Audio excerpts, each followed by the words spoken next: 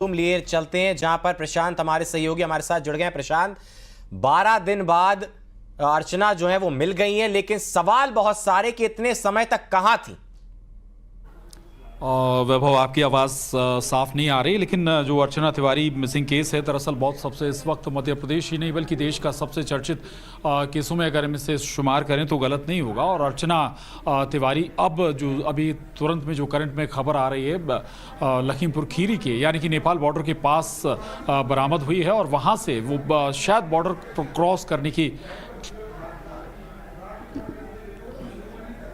तो border cross करने की तैयारी में थी। और लेकिन ये बता दें, दरअसल जब अर्चना तिवारी गायब हुई थी भोपाल से वो बैठी थी, इसके बाद 2-3 लोकेशन आगे अगर हम बात करें, उसके बाद जब कटनी में उसके परिजन लेने पहुंचे तब अर्चना तिवारी नहीं मिली थी। फिर उसके बाद जो अगला स्टेशन है उमरिया में, जब जीआरपी को सूचना दी गई तो उमरिया में जीआरपी ने जब चेक किया तो फिर अर्चना तिवारी का बैग बरामद हुआ था। उस बैग से बहुत सारी चीज़ें, यानी जो राखी के लिए, चूंकि अर्चना तिवारी जब जा रही थी तो बैग में बहुत सारे गिफ्ट भी बच्चों के लिए लेकर थी, राखी भी खरीद कर लेकर जा रहे थे। यानी जो नजर आ रहा है, पूरा प्लान नजर आ रहा है कि अचानक कहीं गायब हो गई, परिवार वाले खोजते रहते। हो सकता है कि देश के बाहर अगर अर्चना निकल जाती तो शायद उसका कोई पता नहीं चल पाता। लेकिन नेशनल लेवल पर जब जांच की गई, तमाम एजेंसियां इसमें जुटी हुई थी, तब जाकर अब जाकर अर्चना तिवारी का सुराग लगा, या कहीं कि अब अर्चना तिवारी बरामद हो गई। जल्दी भोपाल भी लाया जाएगा अर्चना तिवारी को और पूछताछ जब आगे बढ़ेगी तो बहुत सारी तस्वीरें साफ होंगी कि आखिर मकसद क्या था। एक और कनेक्शन, एक पुलिस कांस्टेबल से भी कनेक्शन जुड़ा था, उसकी भी भूमिका इस पूरे मामले में बताई जा रही थी। लेकिन क्या कनेक्शन है और क्या भूमिका है, ये जरूर अभी समझना जरूरी है। बताया ये भी जा रहा है कि उसके जरिए टिकट बुक कराया गया था। लेकिन अर्चना तिवारी की जो मिसिंग मिस्ट्री थी वो धीरे धीरे अब लगभग खुलती हुई नजर आ रही है। जो आशंकाएं जाहिर की जा रही थी उससे कुछ अलग बात हटके नजर आ रही है। परिवार वाले कह रहे थे कि ये ह्यूमन ट्रैफिकिंग का मामला हो सकता है, लेकिन जो अभी स्थिति बन रही है वो उसमें कुछ और एंगल बनता हुआ नजर आ रहा है। लेकिन फिर भी अभी हम किसी फाइनल अंजाम तक नहीं पहुंच सकते हैं, किसी फाइनल कि भाई आखिर था क्या, अर्चना क्या हुआ, उसके साथ कोई हादसा हुआ या फिर वो खुद किसी के साथ चली गई। ये वाकई अभी भी जांच का विषय है। किसी एक हमें नतीजे पर नहीं पहुंचना चाहिए, लेकिन अर्चना तिवारी वाकई अब बरामद कर ली गई है और नेपाल बॉर्डर पर बरामद की गई। लेकिन 2-3 बातें आप समझिए।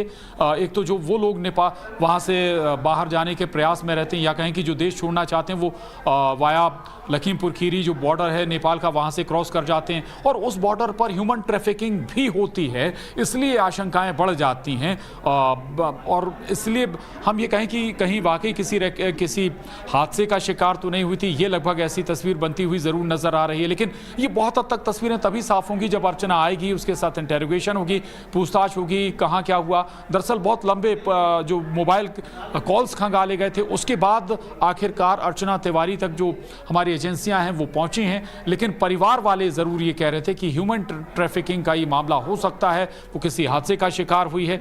लेकिन कुछ बातें परिवार वाले छुपा भी रहे थे और अब जो बात नज़र आई है, अब इससे बहुत हद तक चीज़ें खुलती हुई नज़र आ रही हैं। लेकिन अब परिवार वालों से भी कुछ और गहन बातचीत हो सकती है, पूछताछ हो सकती है, उससे कुछ और बातें निकल कर आएंगी। लेकिन अब वो एक जो कैरेक्टर आया था पुलिसकर्मी, उसको ज़रूर उसकी क्या भूमिका है ये ज़रूर यहाँ पर जांच का बहुत महत्वपूर्ण विषय हो जाता है। और ऐसे में ज़रूर समझना होगा कि अर्चना तिवारी चूँकि अचानक गायब हुई थी, ट्रेन में बैठी, B3 कोच था, 3rd AC का ये कोच था, 3 नंबर सीट थी, बैठी हैं, आसपास लोगों ने उन्हें देखा भी है। नर्मदापुरम पर उनके मोबाइल की आखिरी लोकेशन मिली थी। यहाँ तक कि नर्मदापुरम में भी सर्चिंग चलाई गई थी, नदी में भी सर्च किया गया था। कहीं ऐसा तो नहीं कि कोई वहाँ पे वो हादसे का शिकार हुई हो या फिर नदी में किसी ने धक्का दे दिया हो। वहाँ पर तो गहन सर्च ऑपरेशन चलाया गया था, लेकिन वहां पर भी वो नहीं मिली थी।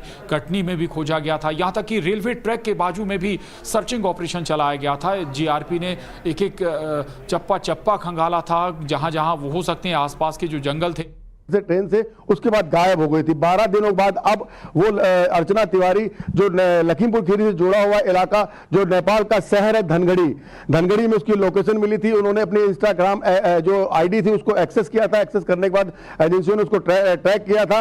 एक दिन तक लगातार बताया जा रहा है कि वो धनगढ़ी शहर में रही है। वहीं से जो भोपाल की पुलिस, जो जीआरपी की पुलिस थी, वो लगी, उनके साथ भी लगी हुई थी, तो उसको धनगढ़ी से बरामद करके अब उसको वापस ले गई है। इस तरीके से लगातार पुलिस उसको ट्रैप कर रही थी। जो उसके जब सरलाई से